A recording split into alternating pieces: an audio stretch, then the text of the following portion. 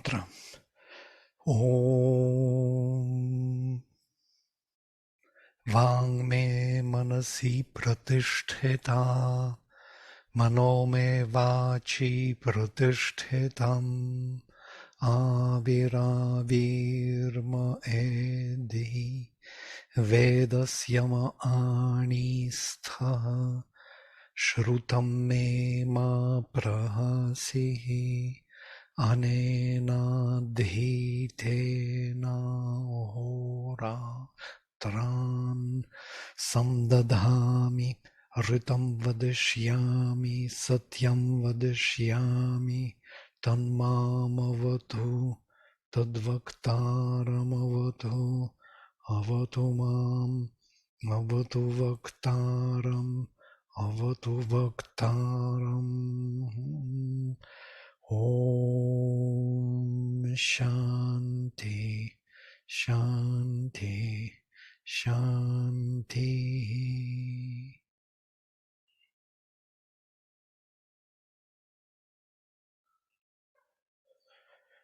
So, we stopped at number 4. This is the second hymn of the third mandala.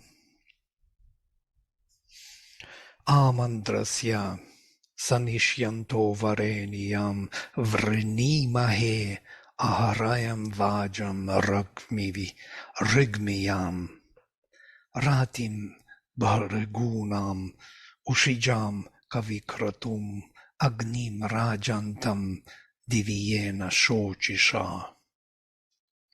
Amandrasya sanishyanto vareniyam vrinimahe ahrayam vajam rigmiyam. What a diction, yes?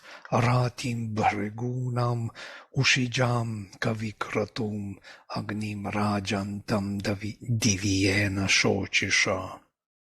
To conquer the supreme bliss of the rapturous Godhead, the undeviating plenitude full of the word of illumination, we accept the gift of the flame seers, or the bhrigus, the fire that aspires, the seer wheel shining with heavenly light.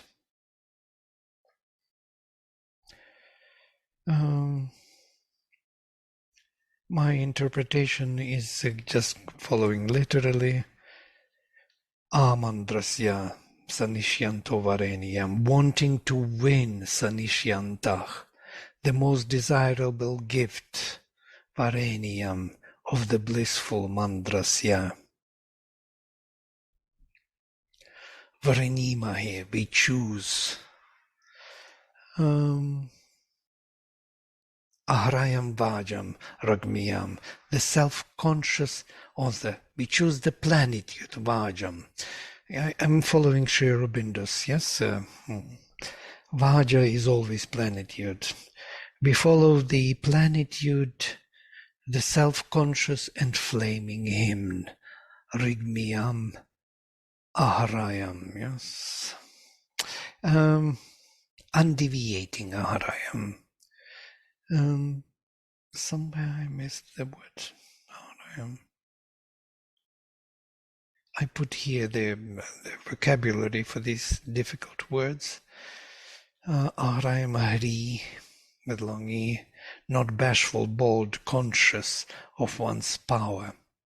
So I follow this self-conscious, conscious of oneself. Aharayam. Rigmiyam, of the word of illumination. Rigveda, yes? The one which has a Rigvedic hymn, of the flaming hymn. By flaming, because rich is from here, arka, the sun, the flame. Archati means to flame in the word, to aspire, to bring, or how to say, to frame the aspiration by the word. These are the words which are using the aspiration to frame the aspiration in a particular fashion to make it the means of spiritual realization.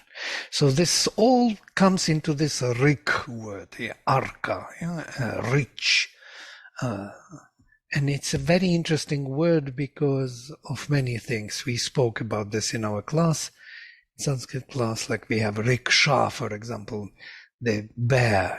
Rickshaw is also bear, female.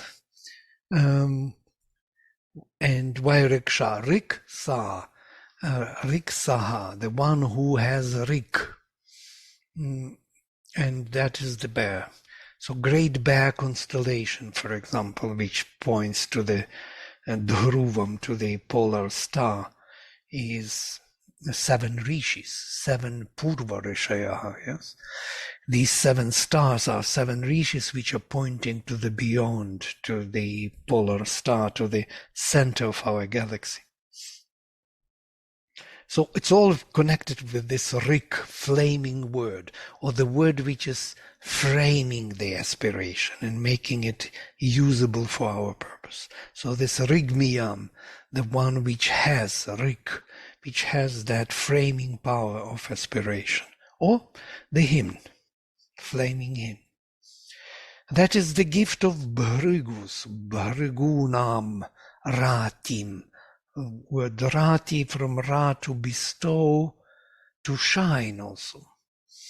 All the roots which start with Ra will be something to do with shining or giving, or there are other meanings also in the dictionary because the language is very old. So we have like even barking or Rati, Ratri, the night. Why Ratri is the night? The root is Ra. Because she is luminous. The night is luminous, full of stars. Interesting. Yeah? It's not darkness, total darkness. There is other word Nakta, which is also night. Yeah? Nakta and Ratri. So Ratim, the bestowing gift, or the shining gift of Bhrigus, Bhrigunam, Ushijam, Kavikratum, the aspiring flame. That's how Sri Aurobindo translates, I follow him. The fire that aspires, Ushija. Who it's from Ushvash, to want, to aspire to. Yeah? Ushijam Kavikratum. The creative will of the seer, Kavikratu. You can see that the stress is on the first word. That means it's Bahovrihi, the one who has the creative power of the seer. Agnim, the Agni Rajantam, shining and ruling flame. Diviyena Shochisha, with purity divine, or with the divine flame.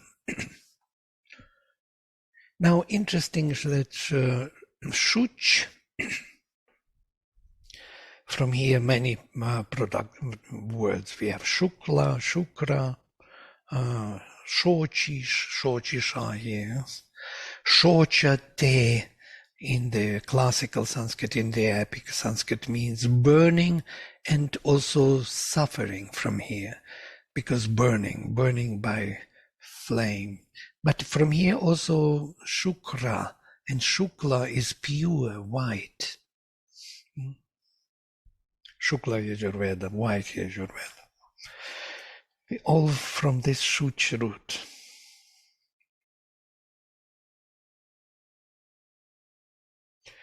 So,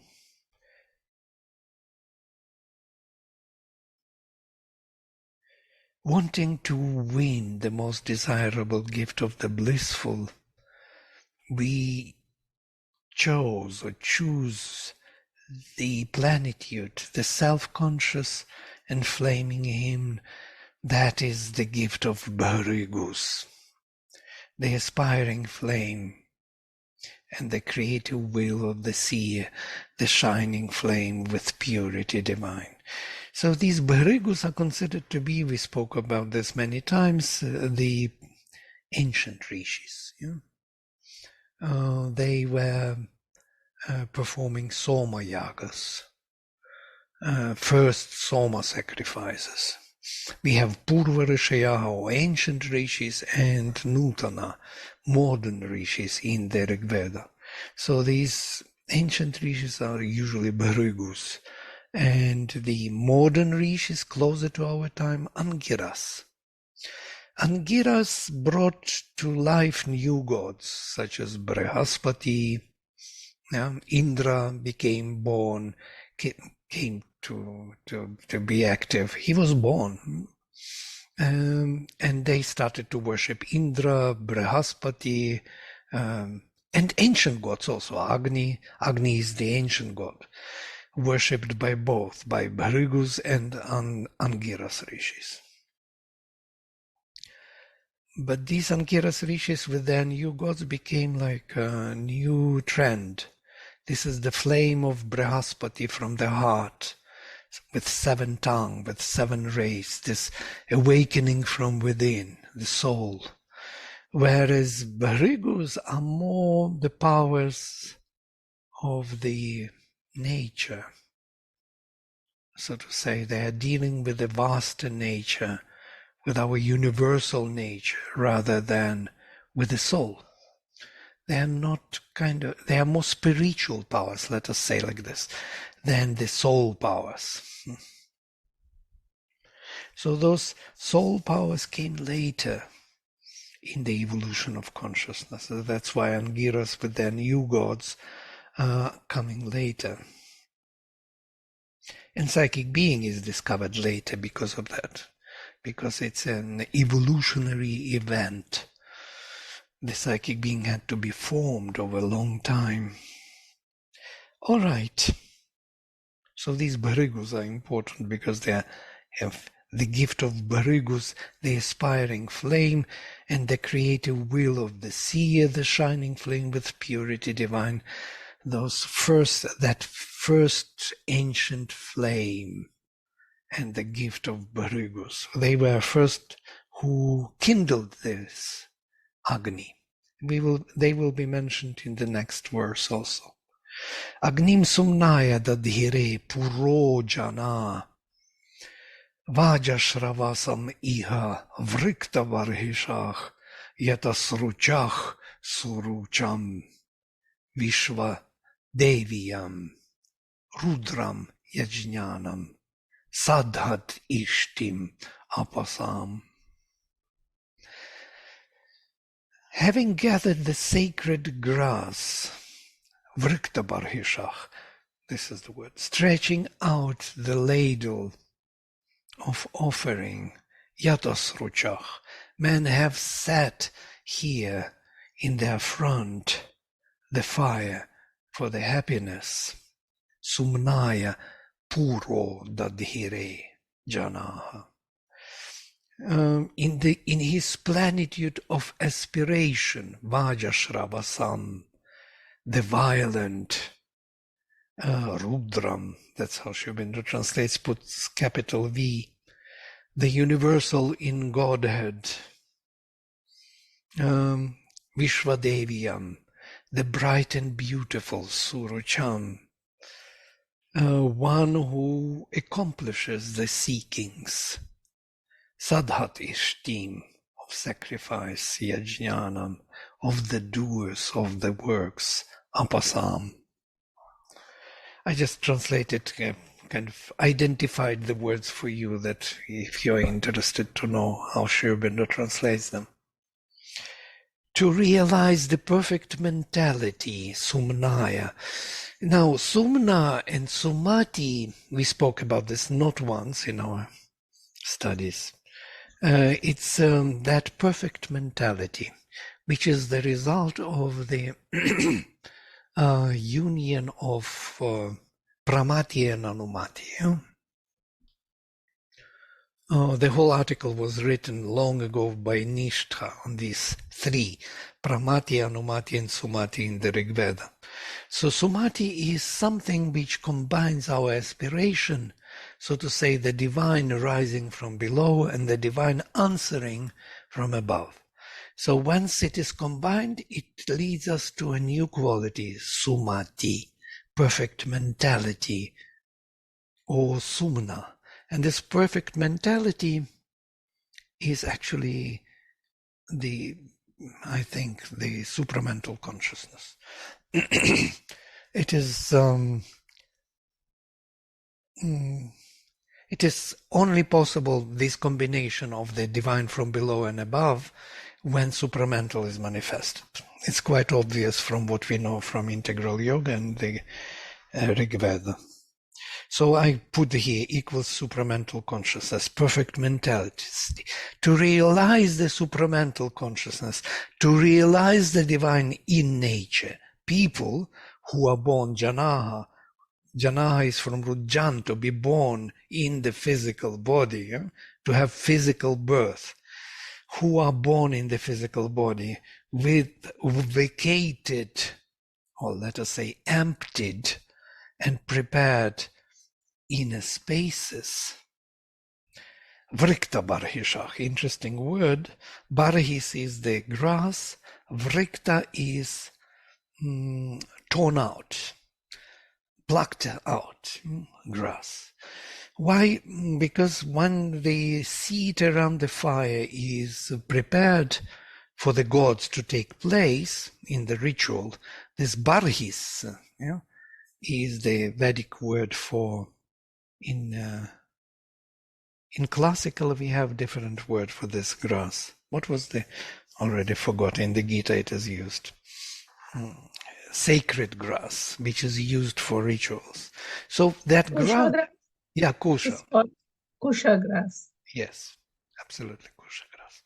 So this kusha grass, or this barhis, interesting word barhis. It's the grass, but it is from root brich, to vast, to extend. From here, Brahman, the one who grows in the spirit, growing power. So this barhis is actually the opening, or kind of vacating, emptying the space, preparing the inner space. So here I am translating with vacated or opened, prepared inner spaces, set him in front. Prepared for whom? For him, for the gods to take place around the fire. Set him in front of their journey. Dadhire Purach. From here is Purohita, set in front as the leader of the journey. Him who brings the plenitude of inspirational knowledge here. Plenitude of inspirational knowledge, Vaja Shravasam. It is his epithet here, whose Shravas brings Vaja, who has the inspirational knowledge to manifest the plenitude, or who has the plenitude of inspirational knowledge.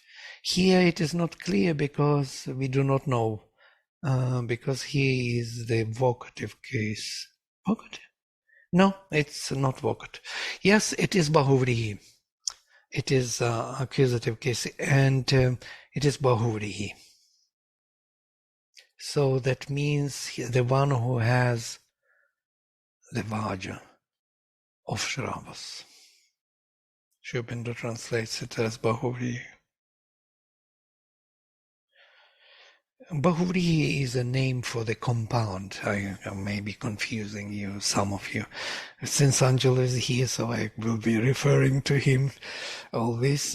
It's a compound, which means Bahuvrihi. Much rice.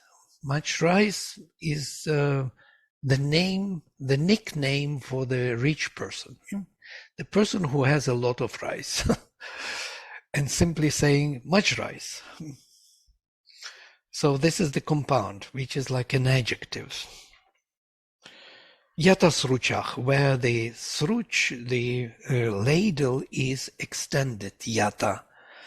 Yata sruchach is we, who are vrikta barhisha, who prepared the inner being for the, vacated it for the gods, who extended the ladle with our offering, with our oblation, which is soma or garutam or clarified butter.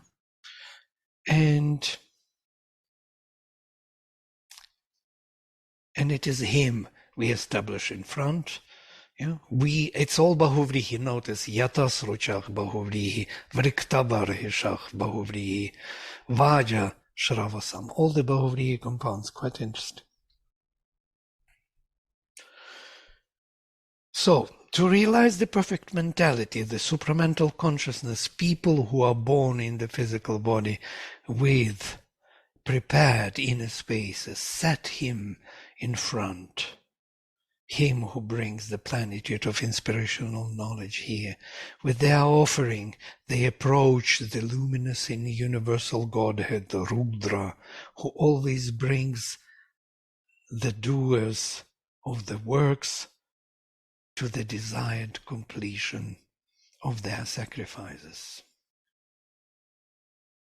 Interesting combination, sadhat ishtim. You will not find such compounds in classical Sanskrit.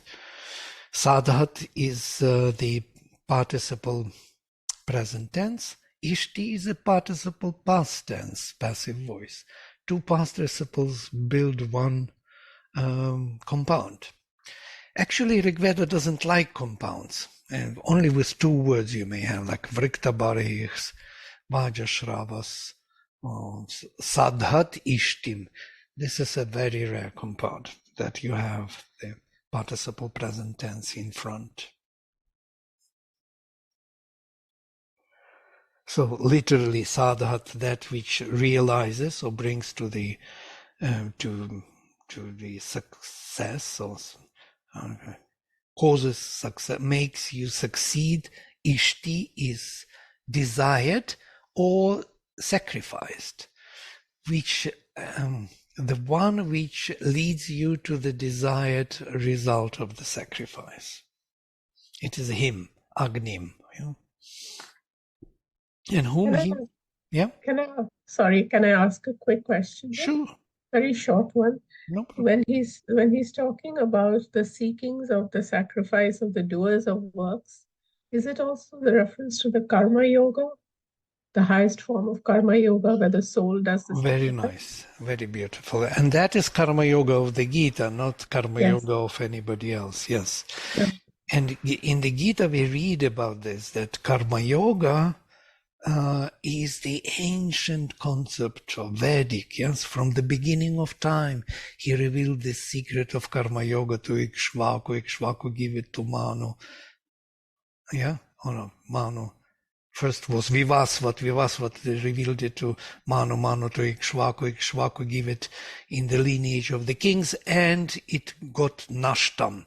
This yoga became Nashta, lost in time, and now I reveal the secret of Karma Yoga to you, Arjuna, because you are my Bhakta. This is an interesting thing, because Karma Yoga belongs to the Rigveda, absolutely. Karma yoga is the yoga of the sacrifice. Karma is the sacrifice. There is no other karma.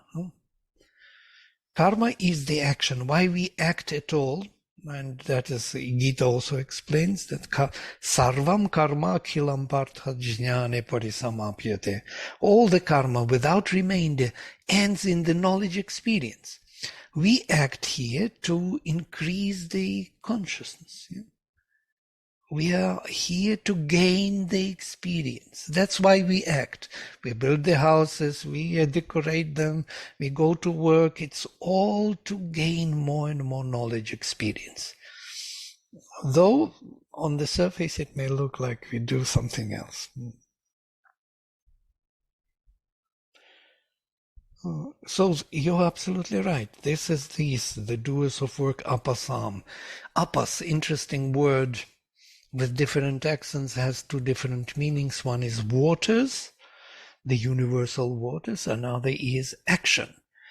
And Sri Aurobindo, he takes this word and he says that we have the apatya, another word from this uproot. Apatya is the offspring. And offspring can be of two kinds, of the, like, connected with waters also, because it's a seed, retas, flood, current, and also apas from the offspring, in a sense, like the result. And from here, apatya, and he even compares it with Tamil appa, which is lost in Sanskrit. Amma is available. It's from Amba. Some of you may have read his The Origins of Aryan Speech.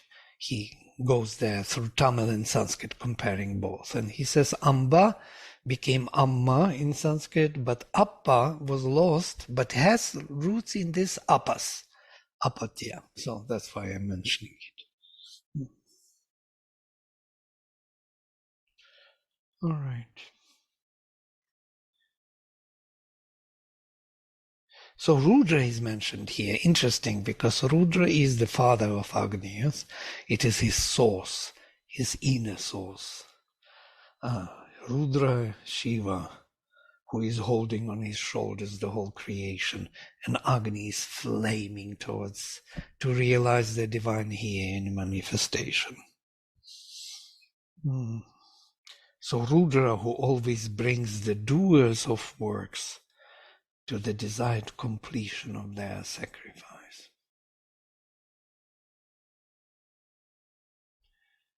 I'm just dwelling on these words for some reason also, that you should see how difficult the text is, how difficult it is to translate it without knowing the grammar. It's not an easy text.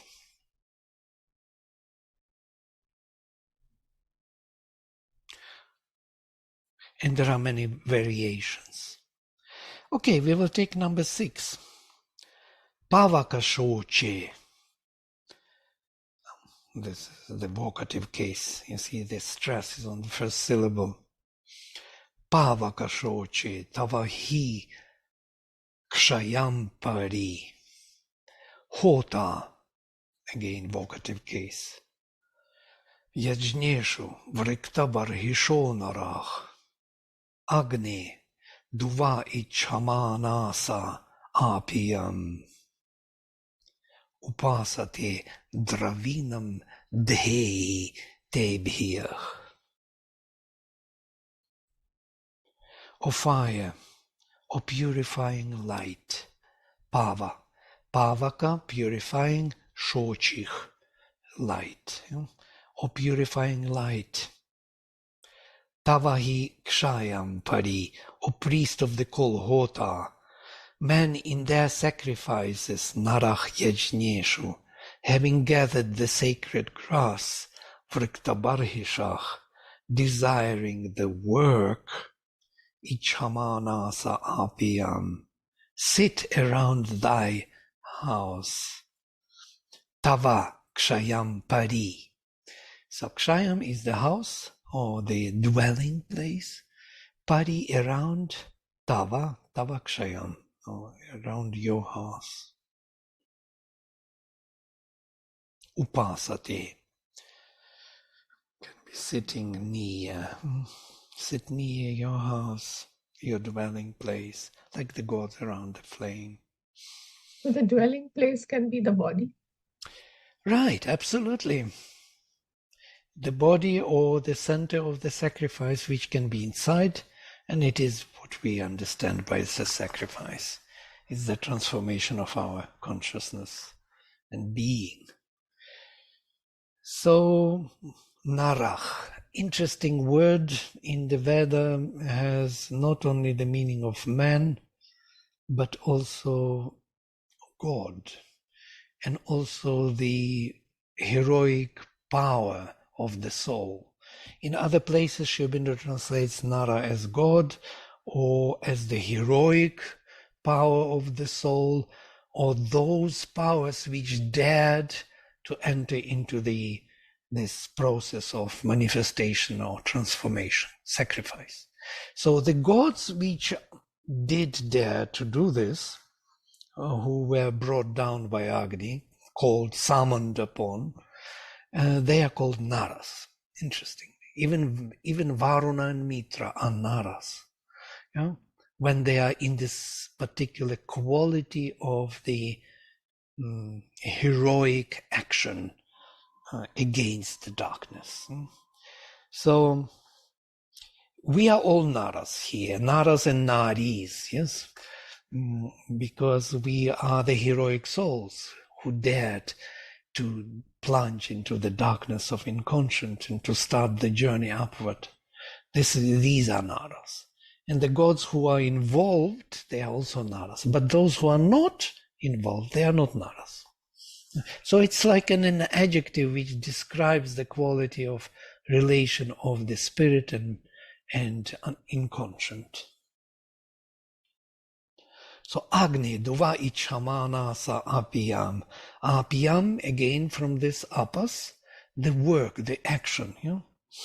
So what Sri Aurobindo says, desiring the work. Ichamana Sa Apiyam. Sit around thy house, Tavakshayam Pari Upasate, which we must obtain as ours.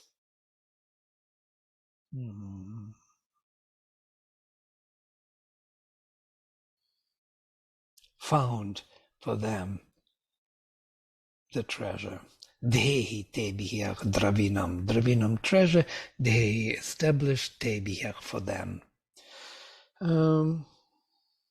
Which we must obtain as ours is additional kind of thought, because it is like this. You know? This house of Agni has to become our house. That's why we are Vrikta Barishach.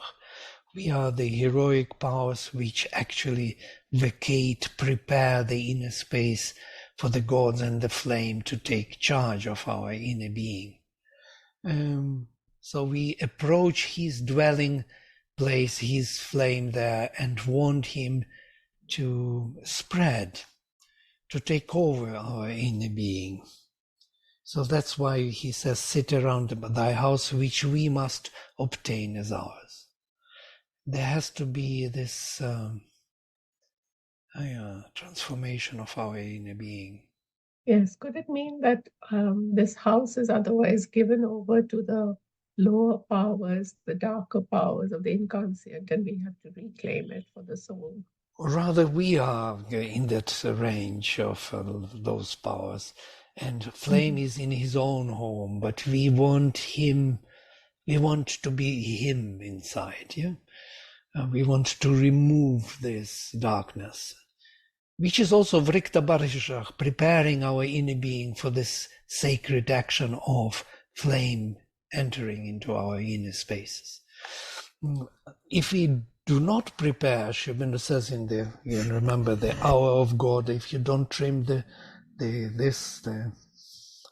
and is not keeping your inner spaces of your temple clean, then of course sacrifice will take longer, or maybe never will be fulfilled, because if you are constantly inviting darker forces, then it will be never realized so the realization will slow down, let us say that way. So duvas, interesting word. Here I'm also writing this gift, oblation, worship, honor, reverence, gift, stirring, restless. Also duvas is used as the verb sometimes, means acting, stirring, acting, constantly transforming. There is a root du which means to suffer, to burn, yeah. Du to shake, and du to suffer and to burn. I think it is from this root. So we want your heated energy, so to say, action of heated up energy. Let us say this way, if we follow the etymology of the root, or Agni. And establish for those naras, for those heroic souls of man, Dravinam. Dravinam is an interesting word.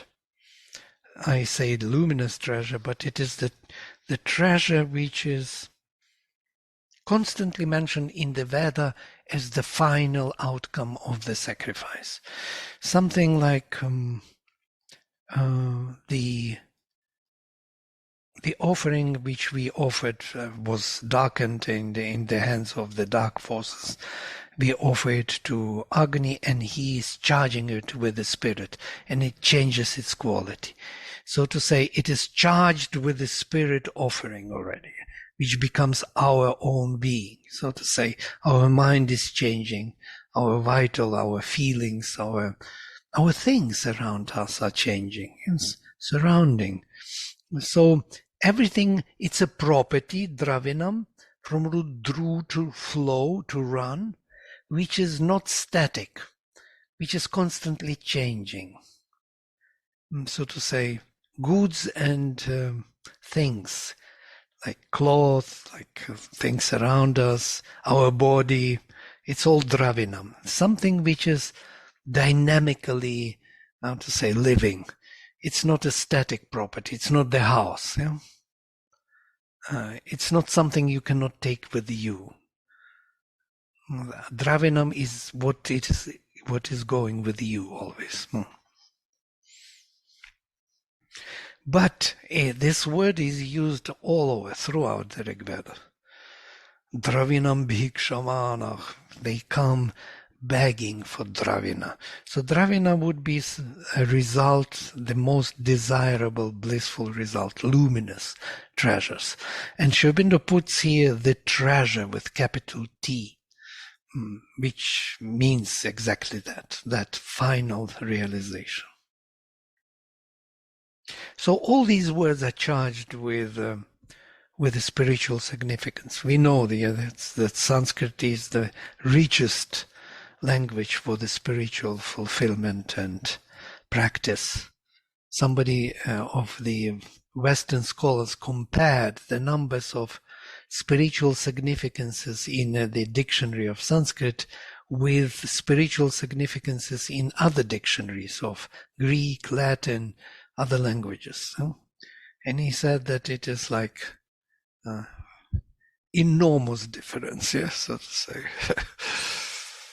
Many times. So in Sanskrit, every word can have a spiritual significance. Dravinam can be goods, and Dravinam can be this, transformed by spirit nature. Vladimir. And so in this case, Nara is plural from Nri. Right. So then Rikta Barhisha Nara Upasate, so it's all plural. Yes, it's all plural, absolutely. Vrikta Barhis, Vrikta Barhishach plural, Nri, Narach plural. Yes. It's Vedic Nri word. Yeah? We meet it only in the compositors like Nripati or Nripa. Yeah? In the classical, we don't have Nri as the word.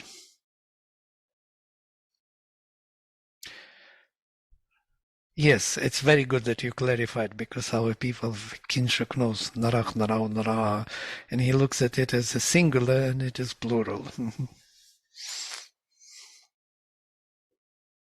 All right, we're going for next. Arodasi aprinat asuvar mahat jatam yat enam apaso adharayan so advaraya pari niyate kavich atyona vajasataye chanohitoch. He filled the two firmaments, arodasi aprinat, from root pri, to fill. He filled the vast sun world, asvar mahat.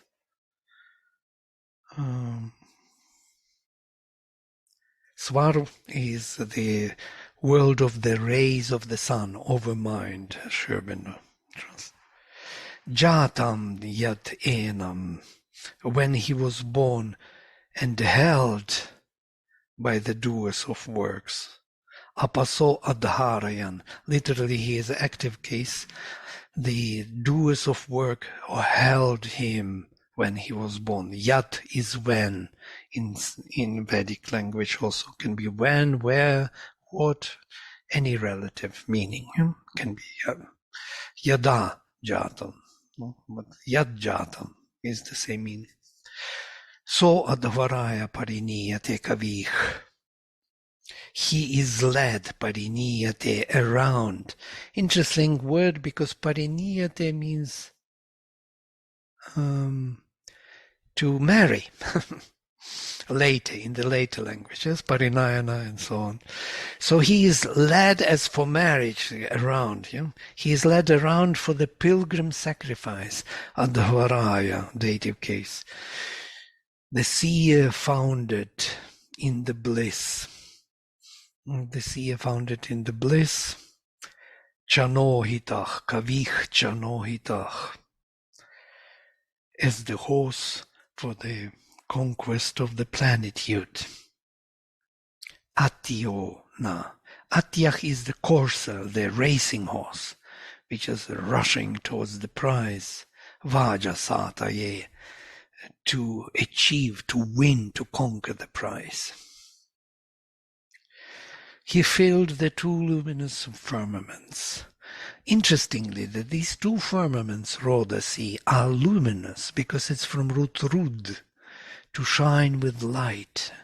They emit light. Rudra is also a shining one. Sri Aurobindo says that there are two different translations of Rudra. One is shining from Rud, radiation maybe, ruddy, the same etymology, amazingly, is maintained over thousands of years, and in English the same etymology.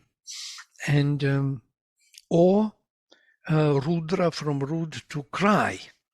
But cry is the emitting sound and emitting light are constantly kind of assigned to the same words in the Rigveda. This we have to be used to. So to say, speaking and flaming, like archati, Rigveda, flaming word, flaming sound. So to say, emitting sound with light.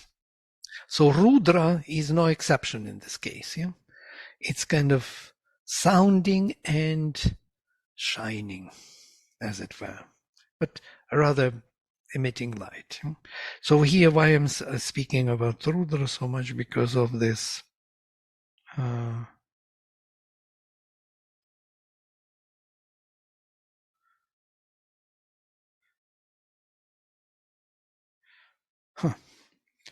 Rodasi, because of Rodasi. Sorry, lost my track. Rodasi are two luminous or sounding or vibrating in sound and light firmaments, if you will. So they are living, they are emitting, radiating sound. And some of you may have heard how planets are sounding. It's amazing, in NASA. NASA recorded the sounding of the planets. This is emitting that sound, Rodasi. So he's the horse for the conquest of the plenitude. He filled the two luminous firmaments, heaven and earth. These are heaven and earth. Also interesting that they are luminous because in the supramental world they are one, yes, equal and one, as Sri Aurobindo says. So the material and spiritual are not different there. They become two foundations when the manifestation in time takes place. They crack. So these two, heaven and earth, and the vast world of Svar, which is beyond them, when the doers of the sacrifice, doers of works, held him born. So these are most probably those first rishis who kindled the flame or found the flame as the drive of evolution in nature. Well, usually it is referred to Bhrigus. He is the seer, Kavich, led around the sacrificial journey, Advaraya, or for the sacrificial journey, led around, which is difficult to combine. For the sacrificial journey, led around, maybe like circling, yeah. Like a parikrama? Yeah, parikrama, yeah. Some kind of fulfilling the circle again and again, and by that we are moving forward. Maybe that is what is meant. Because there is no direction. There is kind of circling for the journey moving forward. He's like a courser racing towards the prize of plenitude established in bliss. These are all epithets of Agni. I'm somewhere in my studies of the book 5, I made the long list of epithets, yeah? And it was like 7 or 8 pages of only epithets or the adjectives to Agni from 20 hymns. Yeah? It was a number incredible. And notice they are always using these adjectives describing Agni. Chanohitach, yeah? Kavich, Atyachna. All this is descriptive of Agni.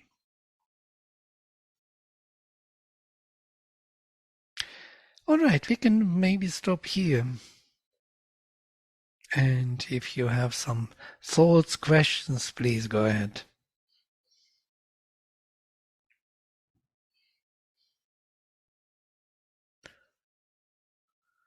You can share your ideas, impressions.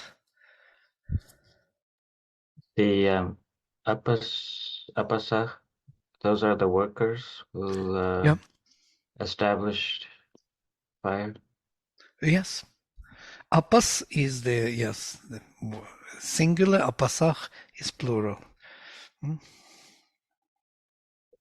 The symbol of the horse is very interesting. Right. In the Vedas. Yeah. And there are many different horses, as you know, yes? This is Atya. There is Ashva. There is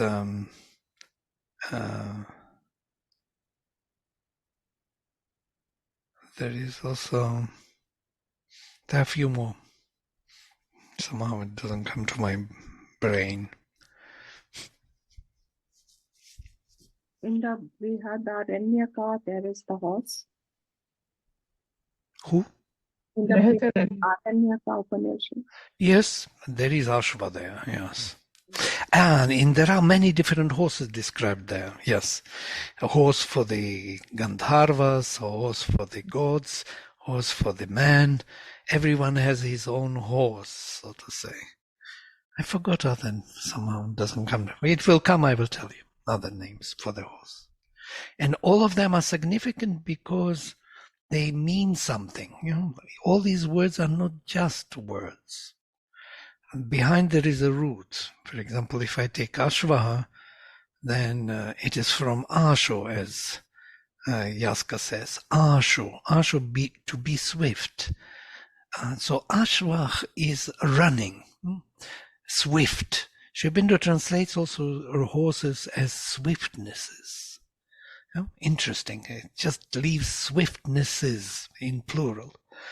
Swiftnesses of the spirit. They carry the gods in their chariots. White chariots, we spoke about this. Yeah? It's like a separate, secure way of being, crossing the fields which are not ready to receive this light. So it will be some kind of entity which will be traveling through space to its destination where it is meant to go, over the space which is cannot receive it. That's why we have this ratha and horses, those powers, swiftnesses which carry this entity, the divine entity, to its destination, to the human consciousness. And once they arrive, they change it. And so these are the symbols why they are using horses and and chariots. Vladimir, Arvata is the other horse. Yes, Arvat. Arvata. Varvat. And there is even more something, which just don't come to my mind. Vajin. Who? Say it again. Vajin. Vajin, that's what I wanted to remember. Yes, And yes. interesting, Vajin is the full of plenitude, which explains to us why this Vaja is plenitude. Because plenitude is the power which is charged with the spirit. Power charged with the spirit is plenitude. The power and consciousness got separated. The power is always somewhat against the light of consciousness in this manifestation. The more powerful thing, the heavy, the less conscious it is, so to say. The more conscious you are, the more soft you are in your this constitution. But when this power is totally charged with consciousness, that would be Vajin, that will generate this movement of force led by light. I thought about this plenitude, why he uses this word, such a perfect word, which means so many, plenty, which means abundance, which means fulfillment. All is in this simple word plenitude. Power and knowledge and bliss and joy, everything is in this fulfillment word.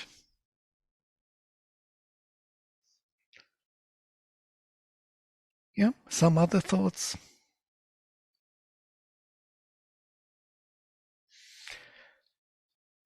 Or you want to read through that to get the sense of it? So usually these words, these hymns are for the sake of generating in you that state of consciousness. Once it is generated, it's not this story to be told. It's not something you have to know. It's rather what you have to be. And if you follow that command of the Rishi invoking Agni, and he describes what is happening when he invokes, then it should kind of be contagious to us when we read. Vladimir, I was interested in the word you said later became associated with marriage, the led around part, because marriage is a symbol in the Bible that's used all the time, the bride and the bridegroom between God and the people. So I thought maybe that there was a little link there with the fire being. Very nice idea, actually. Excellent. The same marriage Sri Aurobindo is using in Savitri, yes? Spirit and matter. And spirit is and matter is the spirit's willing bride. This is so beautiful. The matter is the spirit's willing bride. She gives herself to him totally in marriage. Yeah, and even in English it is used in this sense, marriage of, the thought and the word or something.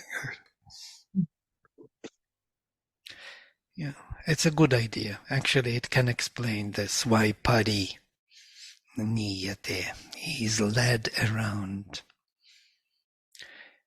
as in the marriage, it's a parikrama. And when the marriage is taking place, there are 7 steps with mantras. Every step you most probably did. Yes, Jayashri is doing, supporting the idea in Gita Shri. Did you go around this? Yeah, you did. Interesting. And you heard the hymn of Savitri Rishika? Yeah. Savitri Rishika in the 10th mandala has the hymn of marriage, the most popular hymn of the Rigveda in whole India, because every marriage has to use this hymn, and you can imagine how many marriages were there. So every Brahmin knows this hymn by heart, because that is his business. I'm just jokingly speaking about them, but Rishika Savitri, our Savitri, I believe that was the Savitri of Mahabharata, of Sri Aurobindo, Savitri Rishika. She is there speaking about marriage of Surya, of the daughter of the sun, to Soma. Amazing. We can all look into this hymn also. I did this before we started with the group. It's an amazing hymn. You will find totally different ideas from what we think about marriage. It's not marriage at all. Yeah, it's interesting to do it if everybody agrees. Yeah, we can do. We will finish this hymn. It's only few left. And then we can take marriage, since marriage came up. Pariniyate Agni, so we will look into why. Why is that 7 steps? And what happened when you did 7 steps? Can you tell us? Or you don't remember now? It is 7 circles. You take round the fire. Say it again? You take 7 circles round the fire. 7 circles. Usually it's 7 steps in a description, but you did 7 circles. Wow. Yeah, they've turned it to 7 circles. Yeah. But at that point in time, the consciousness is so different because there's so much happening. Oh, You yeah. are really not paying attention to anything. And it's all in Sanskrit, which you don't understand. So No, after every circle, they make you stop, yes. and then they say about the respective mantra. And And then if the priest is good, he explains it to you, and then you take the next step. Yes. Next circle. Interesting. You have to offer something to the fire too. That too, yes. And the first 3 circles, I think the woman leads, and the next, I think the man leads. I think the woman leads. The woman leads. The Yes, the yes. woman leads. The woman leads. I think maybe then there's 1 circle where the man has to lead. Something like that it was. I don't know. Interesting. Woman leads. Yeah, woman leads. And you have to make promises like, I will look after all your food and clothing throughout your life and stuff like that. And I will, whatever. Like the 7 vows. Oh, yeah. Yeah, exactly. Christians also have something similar, yes. Till death. Right. Till death do us part. Yeah. Vladimir, I had a different question on something entirely, not question really, a thought. So this joining between the light and the sound, okay, let me just collect my thoughts. So apparently around 15,000 years ago, there was a civilization in Central Europe, France and Germany, where it was discovered that those people had an excellent visual sense. They had a running civilization, everything fine, but they had a visual sense, but they had no language and no sound. And then around 8,000 BC or something, there came this concept of the bards and the singing and the vocalizations. So it has crossed my mind many times that the Rigveda is talking about a journey from a visual sense to a speech sense or a sound sense. I mean, I'm very confused, but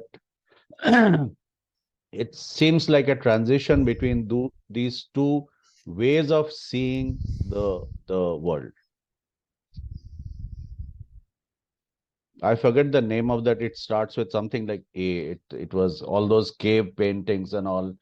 Belong to If you look into the gap series, the ever-present origin, we will find that this, what you're referring as magic structure of consciousness, where in these pictures in the caves, there were pictures of human beings where there is no mouth. So you have eyes, yes, you have nose, but no mouth. Interesting. Yeah? Sculptures with no mouth at all. And then when the transition takes place to the mythical structure, then there is a mouth. Yeah? That means myth, speaking in a magic structure, interestingly, even today in Africa, we had, in Auroville, we had this person from Senegal who was in the United Nations, and he was on our advisory board. Doudou Dieng, black, like beautiful black. So you can't find such black anywhere. And he said that in his village, when people want to decide something, and this is magic structure, they sit around the tree, the whole village, and they sit. They have a problem to solve. And after sitting there 2 hours or something plus, they get up and go. They don't discuss anything. They don't speak a word. But they have to sit together to solve the problem. So after most probably all the energies are harmonized, he was telling us in our gathering in Auroville, I can't forget that. I immediately recognized the magic structure of consciousness where the word plays secondary role, yeah, like indicator only, but not like discussing, solving problem conceptually, no conceptual thinking. So this is available, yes. But I think it's more related to the verbs. If you take roots, many of them have two meanings, the most ancient roots. And not only two. Shubhendu says each root, and this is amazing in the origin of Aryan speech, he says each root may have and should have and can have the projection into every sense, into every indriya. Seeing, speaking, hearing, you can have all of them in that sense. They can touch, can cover also, because the wave, the emanation of wave, either sound or light, is also a touch. Yeah? So you will have possibilities of application of the root, which will generate significance, contextual significance, which may be seeing or kind of flaming or sounding or moving or something. So root is more fundamental, and when it is used by different faculties of consciousness, it generates new meaning. I think it is more in that direction.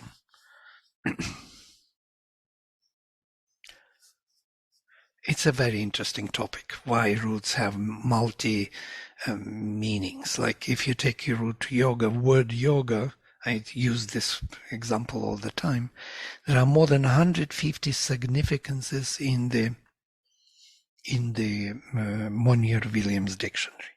150, and it's an open list. Can be many more. Because contextual meanings is application. And the root has its own. Yeah? So if you take this U means EU, two simple roots. E is moving, concentrating, focusing, and U is duality. So two different points of view held in one, two held in one. Also, I'm showing you the picture. And if you apply this U and huge with extension huge, and Yud with extension Yud is to fight, huge is to yoke. Notice, unite, the same etymology, interesting. Union, yeah. So this huge U has two meanings. One meaning is to unite, another is to divide. So what will you say about this? Where is our mind here? Yeah. So why unite and divide? Because this U like this, like a horseshoe, yeah, can be applied like two are united in one, if I move this way, or one is disunited in two. And there is another prefix V, which is UI, the same V, which has this duality, Vijnana. Vijnana in all the details. That means we take all the oppositions and they are all one in oneness, viewed. Yeah? Or we split, vigata, vigachati, goes out, goes separate. So either or. And this feeling of the basic root is fundamental for Sanskrit. It's a difficulty and the beauty of Sanskrit. It looks Also, confusing. No problem. It looks confusing at the beginning, but then when you start entering into it, you see the order, because the same U and the same E will be used in all the roots in the same flavor. So it unites, it builds the system of roots. They are all connected. So when you say simple like V or U, you generate all other roots immediately vibratingly support the idea. They confirm the idea through the language. Yeah? Not only this one root confirms the idea, but all other roots using U and E will confirm the same idea. Yeah. Yes, Kinshuk. no, so I was thinking that a large number of our verbs have a somatic root, which means linked to the body somehow. That is what I found out in English verbs. I For don't know about example, Sanskrit. All of them, running, going, whatever it is, you're doing something with your body. It's somatic. And so the thing that it comes from seems to be our actions or our center of action or something. because of the verbs. Verbs are actions.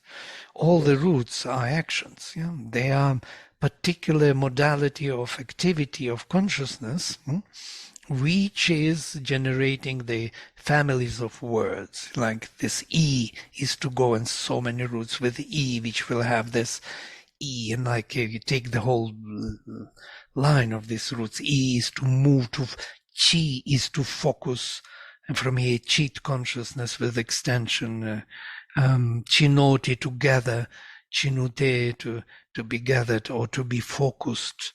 Yeah. G is to conquer, to break through. Yes. She is to sharpen. You will have everywhere this E will be making this narrowing down, the focusing down the consciousness, pointing to some pointing place, yeah, like an arrow flying to the target. U, everywhere you will have the extension, yeah. You will have duality everywhere. Marutao, dual. Why dual? Why Agnao in the Agni? Ao, suddenly from E, nobody knows. Because U is there. That U is that duality which is holding. It's like, all the roots, Ku, Kupa, Supa, and Yupa, what Patanjali compares three roots. Kusu and U, everywhere U, Ku, Kupa, Q, what the cup, Kup. The cave, Kave, Ku, also cave, hollow. Why hollow? Because there is a space to be created with U. Yeah? This duality means space. So it's amazing. If you start analyzing all these words and roots in English, in any Indo-European languages, you will find amazing correspondence, which we already lost our kind of, we don't have anymore that sharp view or feeling. But poets have, they select the word particular, they feel this word is not the same. We will read this in future poetry, how Shobindu discusses it. It's amazing. What is the difference between the synonyms? Yeah, if we take like big ocean and huge ocean, or immense ocean, or large ocean, or great ocean. Why all these oceans, yeah, great, immense, huge, large, big, for the mind are very similar. There's one category, yeah, which tells us something is big. Yeah? But for the poet, these are all different words, big and huge. Such a huge difference. And poet feels this. And we also feel. We know that big is heavy, bulky, and huge is extended, spacey. How do we know? Because of the sound. Ooh is there, the extension, and big is concentrated, nowhere to go. This is how we know it. Just like fire, the force, fire, force, fierce, fight. Yeah. And you will see all this piercing, yeah? Needle. You will have everywhere this kind of which will be activated, and everywhere activated differently. So, and even more so, other also words like if you start looking into the consonants, the same story. I was giving an example, some simple example, or re sound. Take r. Sri Aurobindo says it's drilling, it's working within the limit on one spot. And you will see everywhere this breaking through, yeah, crushing, and so on. And difference between r and l, crushing and clashing. Yeah? L is more sliding, gliding, leaking. Yeah, it's not making cut, so to say. It's not crushing, it's clashing. It's something, if you start comparing, you will see that all the meanings, all those those root meanings, original sounds, are there. Or root sta, sta is the best comparison. Yeah? And you come to the stop. Yeah, it's stop, it's stable, it's station, it's everywhere. Stool, stubborn, stupid, stumble. You will have meaning, and it is a general meaning, but then applied, it generates the contextual significance. So what we have to learn to think differently. We have to feel the words, to know what they really mean in the system of etymons. And then the Vedic hymns will open up to us with their meanings. But if you don't have that, it is very much misleading. It can be anything. Any translation will go, and we will not see the meaning, not feel the meaning. Vladimir, a related thought. Sorry, I'm taking up so much time of everybody. But by that relation, space or universe will mean a kind of separating out of two poles always. Is it? Yeah. And when we say that spreading the grass, it means we are able to deal with opposites in our own mind. Two utterly different opposites can stay in our own mind, and this is how we space out our mind. Absolutely. And this is the higher mind capacity, where you are not bewildered by the form of the word or meaning or concept. You find that they are all necessary for the fulfillment of complexity, and you develop that capacity not to be bewildered by the contradiction. Contradiction is welcome for the higher mind, yeah? Because it gives more varieties for the meaning. It actually allows the meaning to grow differently. It's like a thesis and an antithesis, yes? And you can come to the synthesis. Synthesis is greater. It's another level of understanding. This is how at the beginning works. At the end, you see all the etymons, how they are penetrating. The sound of quality relates to all of them in the same manner, generating so many significances, because significances come with application only. Yeah. General significance stays there, but when you apply to a particular context, and new meaning will pop up. So you can have endless varieties of meanings from these systems of roots. All right. Okay, so we can stop here and I will close with the mantra. Om Sarve Bhavantu Sukhinaha Sarve Santu Niramaya Sarve Bhadrani Pashyantu Ma Kaschit Dukha Bhag Bhavet. Om Shanti Shanti Shanti. Hari Om.